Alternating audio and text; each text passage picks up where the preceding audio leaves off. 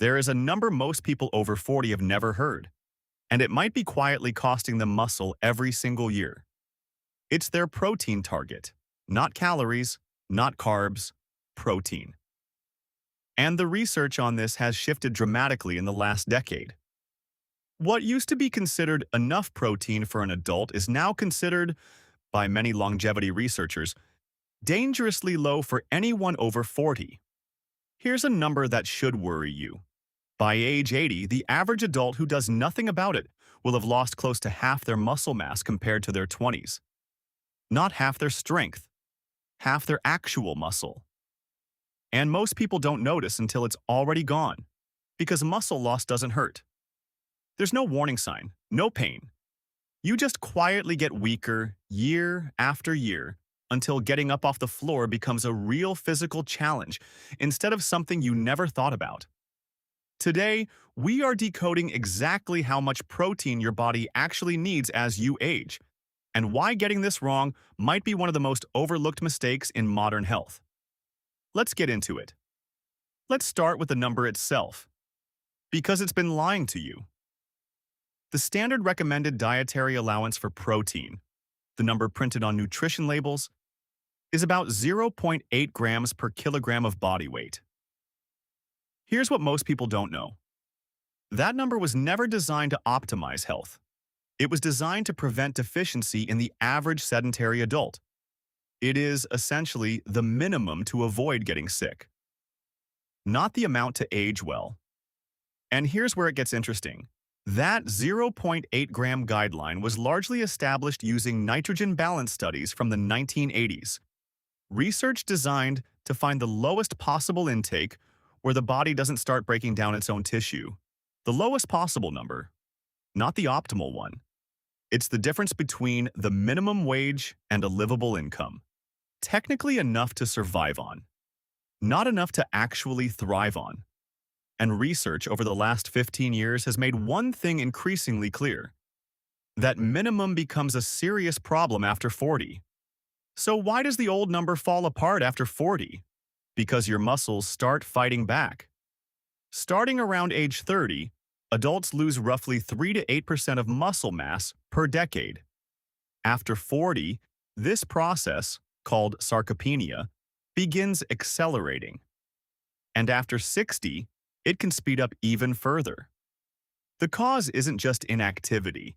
Aging bodies also become less efficient at using the protein they do eat, a phenomenon researchers call anabolic resistance. In simple terms, your muscles need more protein per meal after 40 just to build the same amount of muscle a 25-year-old would build from less. This is why the old 0.8 grams per kilogram guideline increasingly fails people in this age group. It doesn't account for resistance. Here's a statistic that puts this in perspective. Researchers studying hospitalized older adults found that many were losing muscle mass at a rate that would take a healthy young adult months of complete bed rest to match. Except it was happening to them gradually, at home, simply from undereating protein during normal daily life. And it compounds. Losing even 1% of muscle mass per year doesn't sound dramatic. But stretched across the 40 years between your 40th and 80th birthday, that's a body that could function at roughly half its original strength, quietly, without a single dramatic moment where you'd notice it happening. So what's the real number then? Multiple studies on aging and muscle health now point to a higher range, roughly 1.2 to 1.6 grams of protein per kilogram of body weight per day for adults over 40. For a 70 kilogram, about 154-pound adult, that's roughly 84 to 112 grams of protein daily, nearly double the old standard. Some longevity researchers focused specifically on muscle preservation recommend going even higher, particularly for people who strength train. The exact number varies by activity level and health status, but the direction of the research is consistent, more than the old minimum, spread throughout the day. To put that in real food terms, 100 grams of protein is roughly 3 chicken breasts or 4 eggs, plus a cup of Greek yogurt, plus a scoop of lentils. It sounds like a lot until you actually map it across a full day of meals. And here's the part that surprises people most. Studies on centenarians, people who've already lived past 100, consistently show they didn't get there by eating less protein as they aged. Many actively increased it, specifically to protect the muscle mass that was keeping them mobile and independent. But hitting that number isn't enough. If you're eating it all at dinner, you're wasting most of it. It's not just how much protein, it's how it's spread across the day. Studies show that many adults eat very little protein at breakfast, moderate amounts at lunch, and most of their daily total at dinner.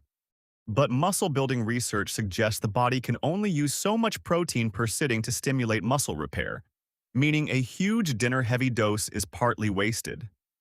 Distributing protein more evenly, for example, 25 to 35 grams per meal 3 to 4 times a day, appears to more effectively support muscle maintenance than front or backloading it.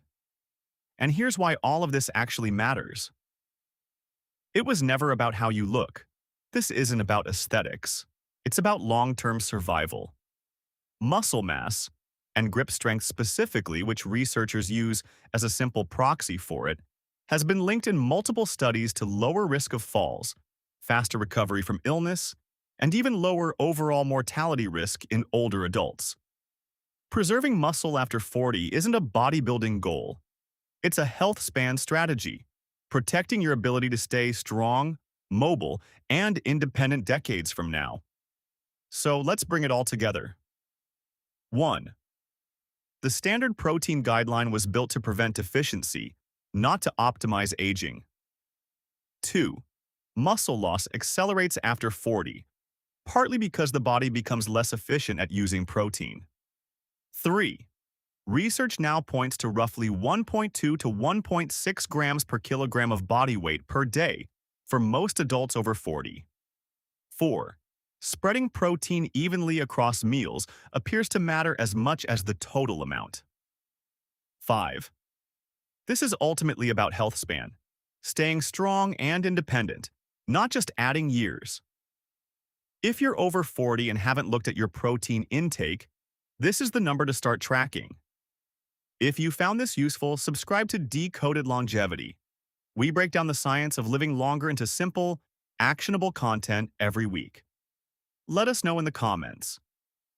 Are you hitting your protein target, or were you surprised by that number? See you in the next one.